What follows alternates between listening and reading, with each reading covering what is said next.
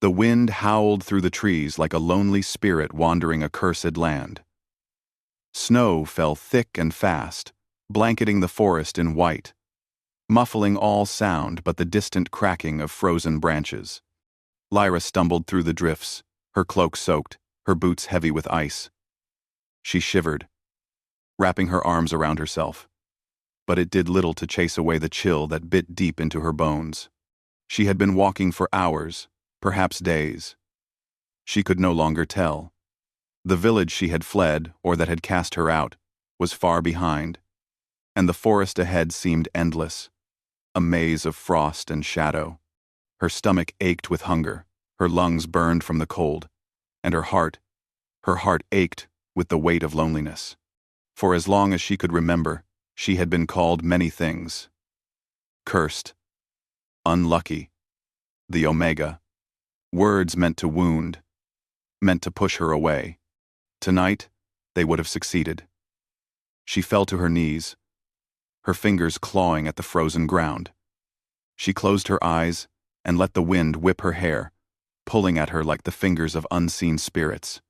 A single thought repeated itself in her mind. I am nothing. I am alone. Yet, even in the darkness, a small spark of stubborn life remained. She rose unsteadily, brushing snow from her cloak. The forest was quiet now, almost unnaturally so. No bird sang, no branch cracked. Only the wind remained, moaning through the trees. Then she saw it, a faint outline of a structure, dark against the white world. A barn. Old, crooked, but standing. Her heart leapt. Shelter. Perhaps warmth. Perhaps safety, even if only for a few hours. She pushed herself toward it. Snow crunching underfoot. Her hands froze as she pushed open the door, a sharp groan of wood echoing into the empty space. The barn smelled of dust, straw, and something older, something that seemed alive. She stepped inside, brushing snow from her cloak, and sank to the floor. For a moment, she allowed herself to rest, closing her eyes. The wind outside sounded distant here, as if it had forgotten she existed. She breathed deeply, letting the warmth of the small space seep into her frozen limbs. Then, she heard it. A faint rustle. The kind that comes from movement, from life. She froze, her heart hammering in her chest. Hello, she whispered, her voice small, almost swallowed by the shadows. Nothing answered. Only the sound of her own breath. She shook her head. You're imagining it. Nothing here but old straw and snow. But the rustle returned. Louder this time, and the faint glint of eyes caught in the corner of the barn. Green, glowing, unblinking. Lyra's heart stuttered. Wolves. She had read about them, seen them in the forest before, usually in packs. They were hunters, predators, ruthless and cunning. She had expected death if they found her. But something about these wolves was different. They did not charge. They did not growl. They simply watched, their eyes like lanterns in the dark. One by one, more shapes appeared from the shadows. 10 wolves in total. They circled her carefully, their movements silent, almost reverent. Lyra's fear warred with fascination.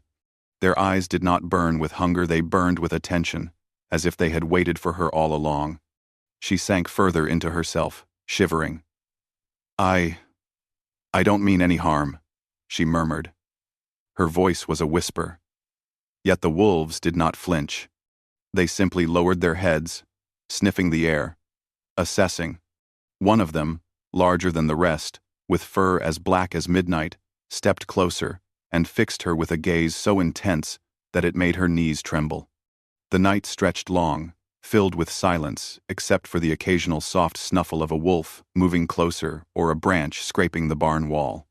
Lyra eventually drifted into a restless sleep, curled in a corner of the barn, the wolves forming a protective circle around her.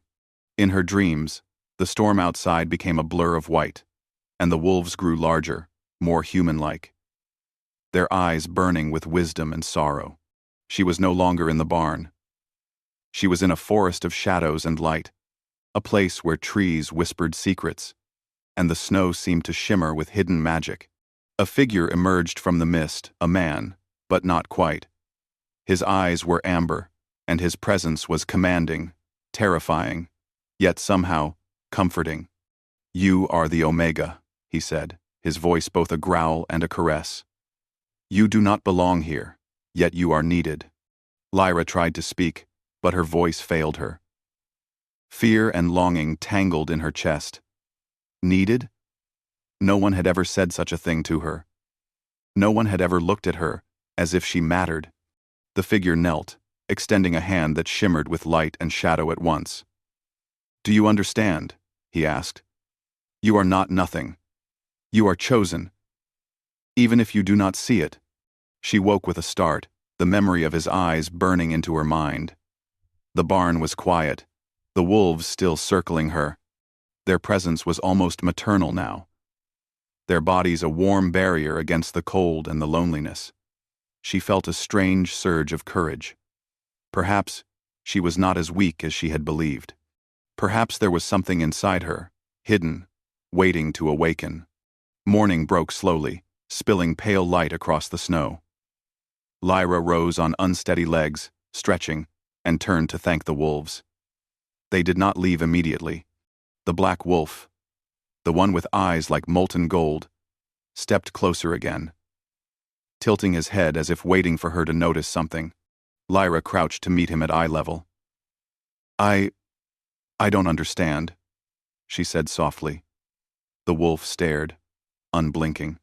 Then, to her astonishment, it bowed its head slightly, nuzzling her hand with surprising gentleness. Her heart thudded in her chest. This is impossible, she thought. Wolves did not act this way. Wolves did not care for humans. And yet, here they were, as if the forest itself had decided to protect her. The larger wolf lingered, eyes fixed on her, almost as if it were trying to communicate something beyond words. Lyra felt a strange pull, a connection she could not explain, a thread that tied her to this creature, and perhaps to the world she had always feared. She knew she could not stay in the barn forever. The forest was dangerous, and the village would not forgive her if she returned. But the thought of venturing into the cold alone terrified her less than it once had. There was a strange courage swelling inside her. A courage born of fear, of loss, but also of hope. She packed her meager belongings, her cloak, and the small satchel she had carried for days. She glanced back at the wolves. They watched silently, as if waiting for her to take the next step. And then, the black wolf stepped forward, falling into line beside her as she opened the barn door. The snow seemed sharper now, the wind colder, but Lyra's heart was lighter. She walked with careful steps, the wolf at her side, a shadow of black against the endless white. The others lingered at the barn, their eyes following her until she disappeared among the trees, then vanished into the mist. Hours passed, and Lyra moved deeper into the forest. The wolves had not left her, though only the black one remained visible, walking silently, observing. She began to notice subtle changes around her. The snow seemed less hostile, the trees less oppressive. Strange whispers floated through the forest, soft and melodic, calling her name in voices she could not recognize but somehow trusted. By evening, she reached a clearing, where the moonlight spilled silver across the snow. She knelt, exhausted, letting her hands touch the frozen ground. The wolf approached, sitting patiently beside her. "Why are you here?" she whispered. The wolf's gaze never wavered. She could feel its presence like a heartbeat against her own, steady and alive.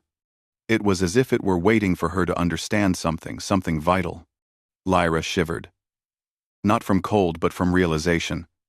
She had always believed she was alone, abandoned, rejected. Yet here, in the coldest night of her life, she was not. She was seen. She was protected. She was chosen. A distant howl echoed through the forest. Lyra stiffened, listening. It was a warning, Or perhaps a call. She did not know. But the wolf beside her did, and its stance tightened, muscles coiling beneath thick fur. She felt a thrill of fear, mixed with awe. That night, she slept beneath the stars. The black wolf curled beside her like a sentinel. And in her dreams, the figure from before returned the amber-eyed alpha. He spoke again, his voice weaving through the shadows and snow. "You are stronger than you know," he said, "and soon, you will need that strength. Darkness comes, and it will test you. But do not fear. You will not face it alone." Lyra woke at dawn, the first light glinting off the snow, her breath forming small clouds in the cold air. The wolves were gone, all except the black one, who sat silently at the edge of the clearing. Its eyes held a depth she could not fathom, and yet they spoke of trust, of loyalty, of something eternal. She rose to her feet, brushing snow from her cloak, and took a deep breath. The forest stretched endlessly before her, but for the first time, it did not feel like a prison. It felt like a path she would walk, no longer as a rejected Omega, but as someone who had survived, someone who had been seen, someone who mattered. The black wolf stepped forward, its golden eyes locking with hers. Lyra felt a shiver of understanding. There was more ahead than she could imagine, and she would face it. Together. The wind rose again, carrying a whisper through the trees, faint but clear. This is only the beginning. And Lyra knew, with every pulse of her heart, that the forest and the wolves within it held secrets that would change her life forever. The forest felt different now. The snow no longer seemed to bite as sharply, and the wind's wailing carried a softer note, as if it were listening. Lyra moved carefully through the drifts, the black wolf at her side. Its golden eyes glimmered in the dim light, guiding her through twisted paths she had never dared to explore before. Though the wolf walked like an ordinary animal, Lyra felt the unmistakable weight of intelligence in its gaze. It was patient, silent, and aware of everything. And for reasons she could not understand, she trusted it completely. Hours passed, the snow deepening, yet the wolf never faltered. Lyra followed it into a narrow valley, hidden between cliffs dusted with frost. The trees here were taller, darker, their branches heavy with ice. The air seemed charged, alive, as if the forest itself watched her every move. Finally, the wolf stopped at the edge of a small glade. In the center stood an ancient stone altar, worn by time and covered in moss and frost. Strange symbols were carved into it, and faint traces of light shimmered along the edges, as though the stone itself pulsed with magic. Lyra approached cautiously. Her heart pounded with curiosity and fear. She had always been drawn to the forest, but never like this. Never with the sense that something important awaited her. The black wolf stepped aside, and she realized hesitantly that it was waiting for her to do something. To step forward, to touch the altar. She placed her hands on the cold stone. Instantly, a shiver ran through her. The symbols glowed brighter, and a voice, deep and resonant, echoed in her mind. "Lyra!" She staggered back, eyes wide. "Who's there?" She whispered aloud. Though the voice was not spoken, it was thought, a presence that filled her senses without sound. "Do not fear," the voice said. "You are stronger than you know. But strength alone is not enough. You must choose. Will you embrace your destiny, or continue hiding?" Lyra felt her pulse quicken. Destiny? Her life had been one of hiding, of fleeing, of being rejected. Could she dare to believe that she was meant for more? She glanced at the wolf, whose golden eyes seemed to shine brighter than ever. I don't know," she admitted, her voice trembling. "I've only ever survived. I don't know if I can belong anywhere." "You belong where you are needed," the voice said. A sudden rustle from the shadows made her spin. The wolf growled softly, a low warning, and the forest seemed to darken. From the mist, a figure emerged. Not fully human, not fully beast. Tall, broad-shouldered, with eyes that glowed amber like molten gold. His hair was black as midnight, his presence commanding, dangerous, yet oddly comforting. Lyra's breath caught. "You," she whispered. "I am Riven," the figure said, his voice deep and smooth, like the forest itself speaking. He stepped closer, and the wolf at her side bowed its head slightly, revealing an almost reverent loyalty. Lyra realized, with a shiver of awe, that the wolf and the man were the same. You are the wolf?" she asked, disbelief and wonder mingling in her voice. Riven inclined his head. "In form, yes, but I am more than that. I am the Alpha, cursed to walk between shapes, between worlds, until the one chosen finds me." He paused, his amber eyes locking onto hers. "And now, you have found me." Lyra felt a strange pull in her chest, a mixture of fear and something she could not name. "Why me?" she asked. "I am nothing." "Nothing?" Riven's voice was quiet, almost sad. "You have survived where others would fall. You have walked alone through storms and rejection. You are not nothing. You are the Omega, the one who can walk between the worlds of man and beast, of shadow and light." Lyra trembled. She had never thought of herself as powerful. She had only thought of herself as cursed. I don't understand," she said. "You will," Riven replied, stepping closer. He carried an air of authority that made her heart race, yet it was tempered by a strange gentleness. "The forest knows you. The wolves know you. Even I have waited for you to come. You are needed, Lyra, not just by me, but by this land." The wind rustled the trees, carrying a faint chorus of howls in the distance. Lyra looked around, suddenly aware of the subtle movements of countless wolves hidden among the trees. Watching, waiting. The forest itself seemed alive, its breath synchronized with hers. Riven reached out, his hand hovering near hers. "Come closer," he said softly. "Do not be afraid." Lyra hesitated. Fear and longing warred in her chest. She had spent her life hiding, running, fearing rejection at every turn. And yet, something about him, the strength in his gaze, the warmth in his presence, drew her forward. She took a step, then another, until her hand rested lightly on his. A shock of energy passed between them, a current that was neither lightning nor fire but something older, wilder, and alive. She gasped, pulling back slightly, yet he held her gaze. "Do not fear," Riven whispered. "You are not alone anymore." The sun dipped lower, spilling silver light across the glade. The air grew colder, and shadows lengthened, yet Lyra felt a warmth in her chest she had never known. For the first time, she sensed belonging not in a village, not in a home, but here, in the forest, with him, with the wolves. Riven led her deeper into the shadow glen, moving with a grace that was almost supernatural. The wolves followed at a distance, silent and watchful. Lyra noticed strange signs along the path, ancient runes carved into trees, faint glimmers of magic in the snow, traces of creatures that should not exist. "Why is this place alive?" she asked, wonder in her voice.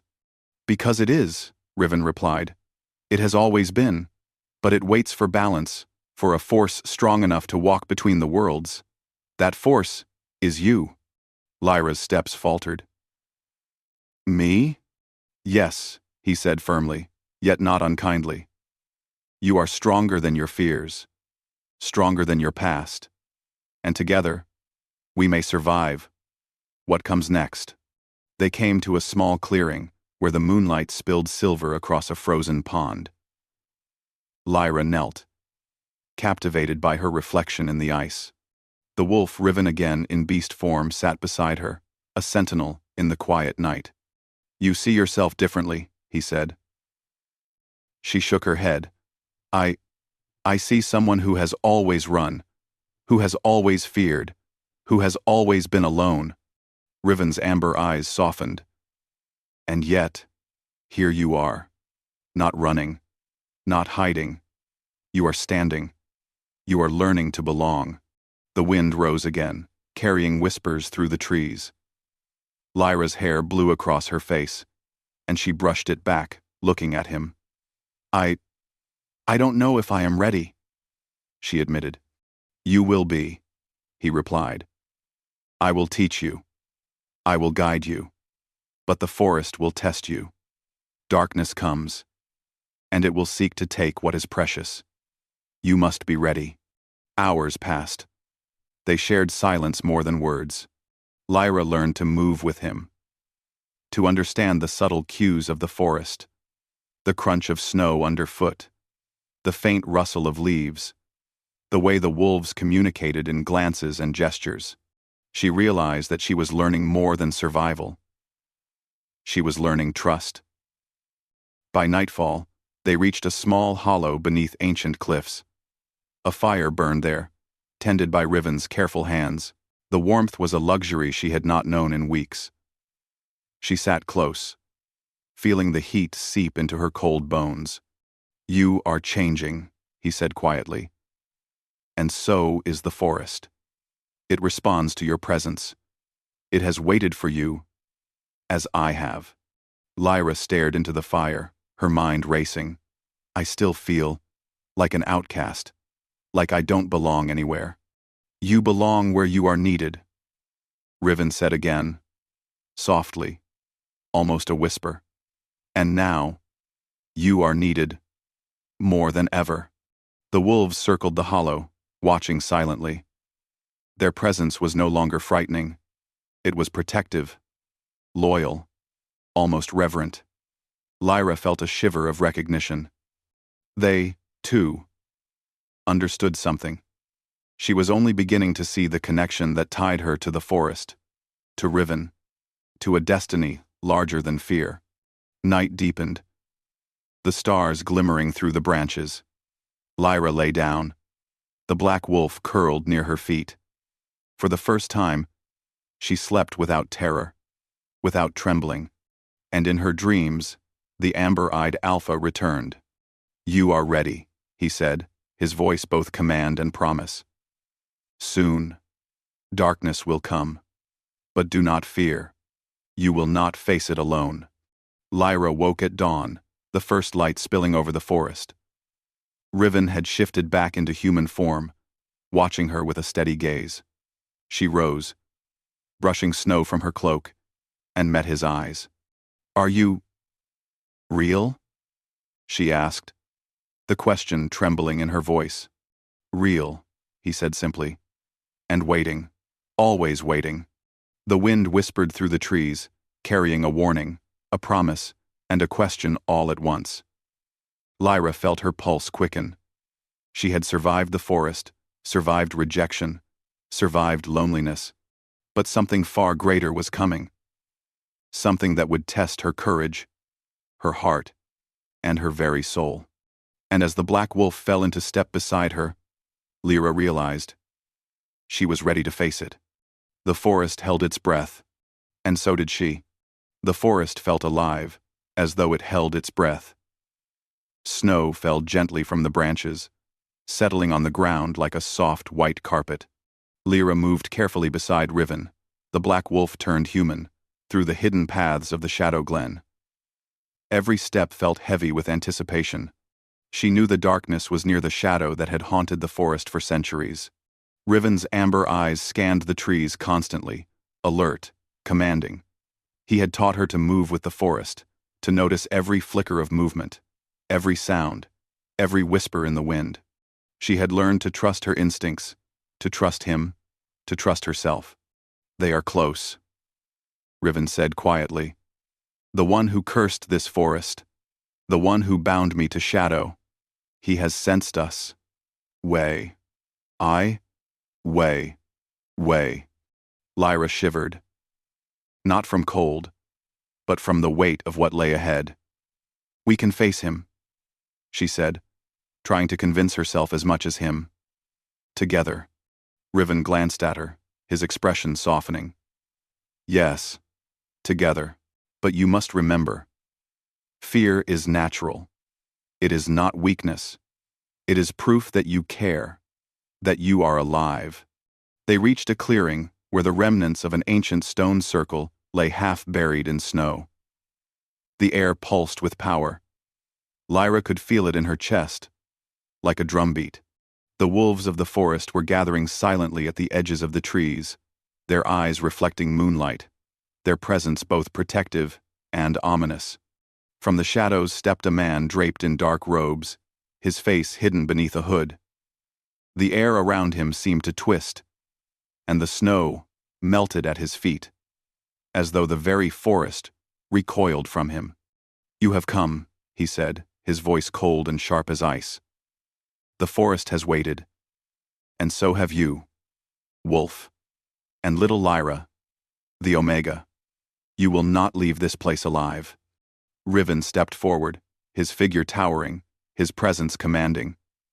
"Leave her out of this," he said, his voice a low growl. "Or, face me." The sorcerer laughed, a sound that sent shivers through the trees. "Do you think you are a match for me? This forest, these wolves, this girl, none of it will save you. I am older than the oldest trees, more powerful than the greatest beasts. You are nothing."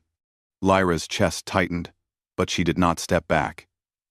She looked at Riven, and then at the wolves surrounding them. There was no fear, only determination. The forest had chosen her, the wolves had chosen her, and now she chose herself. "You are wrong," she said softly but firmly. "We are not nothing, and you will see that strength comes in many forms." The sorcerer raised his hands, dark energy coiling around his fingers like smoke. The air grew heavy, charged with danger. Lyra's heart pounded, but she did not falter. She reached for Riven's hand, and he squeezed hers in return, a silent promise of partnership and trust. The battle began. Shadows leapt from the sorcerer's form, striking like frozen lightning. Riven moved with unmatched speed, deflecting and countering with strength and precision. Lyra, though untrained in combat, used her knowledge of the forest, setting traps, leading shadows into the trees, and using the wolves' instincts to guide her. The wolves were more than animals now, they were an extension of her will. They moved in sync with her, circling, herding, protecting. Each movement Lyra made was mirrored by the wolves, creating a harmony of instinct and intelligence. The sorcerer's eyes narrowed. "You are stronger than I imagined," he hissed. "But strength alone will not save you. I will take your power, your life, your soul." Lyra felt a cold grip of fear, but Riven's amber eyes locked onto hers. "You are not alone." The words echoed in her mind. A lifeline. She drew a deep breath, feeling the pulse of the forest, the loyalty of the wolves, and the strength of the bond with Riven. She stepped forward, planting her hands on the snow.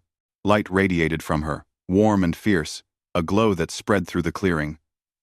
The wolves howled, a chorus of loyalty and power, and the sorcerer recoiled.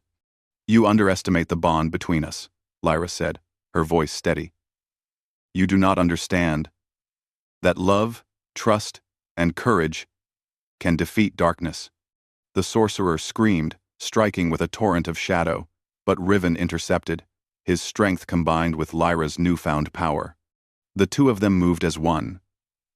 A perfect harmony of wolf, human, and forest energy. The sorcerer staggered, faltering against the combined force of their will.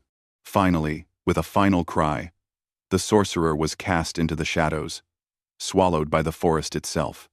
The air cleared, the snow fell gently once again, and the forest seemed to exhale, releasing the tension that had held it in a frozen grip. Lyra fell to her knees, exhausted but triumphant. Riven knelt beside her, brushing snow from her cloak. "You did it," he said softly. "You faced the darkness and stood strong. You are more than you ever believed." Tears pricked her eyes, not from fear, but from the weight of the journey.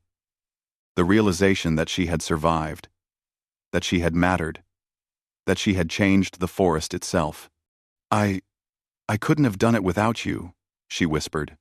"You did it with me," Riven said, his hand resting over hers. "And with them."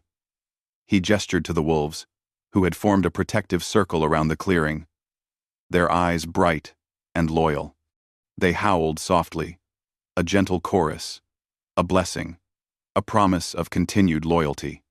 For the first time, Lyra felt what it meant to belong. Not to a village that had rejected her, not to a place that feared her, but to a world that accepted her fully, that saw her strength, that trusted her heart. She looked at Riven, and in his eyes, she saw the reflection of her own courage, her own resilience, and something deeper, something like love, but purer, more powerful. The wind stirred again, softly, and the sun began to rise, casting a pale gold light over the snow. The wolves moved closer, curling around Lyra and Riven like a nest, warm and protective. Lyra knelt in the snow, letting them nuzzle her hands, their fur soft against her fingers. She felt an overwhelming sense of peace. "This is home," she said softly, more to herself than anyone else. Riven placed a hand gently on her shoulder. "Yes," he said. "Home is not a place. It is the bond we share, the trust we give, and the strength we find together. You are no longer the Omega who runs. You are Lyra, the Omega who stands, who fights, who leads." She smiled, her breath forming small clouds in the cold air. For centuries, Riven had walked alone, trapped by his curse, by shadows, by time itself. But now, he was free. Not because the curse was fully lifted, but because he had found someone who understood, who trusted, who stood with him, and together, they could face whatever the future held.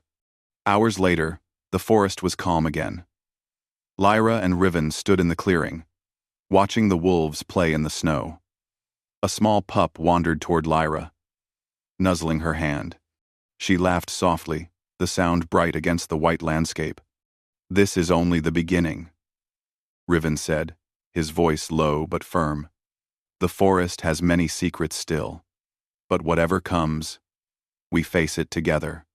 Lyra knelt, letting the pup climb into her lap. The sun rose higher, spilling light across the forest, turning the snow into diamonds. Lyra stood, brushing snow from her cloak, and looked at Riven.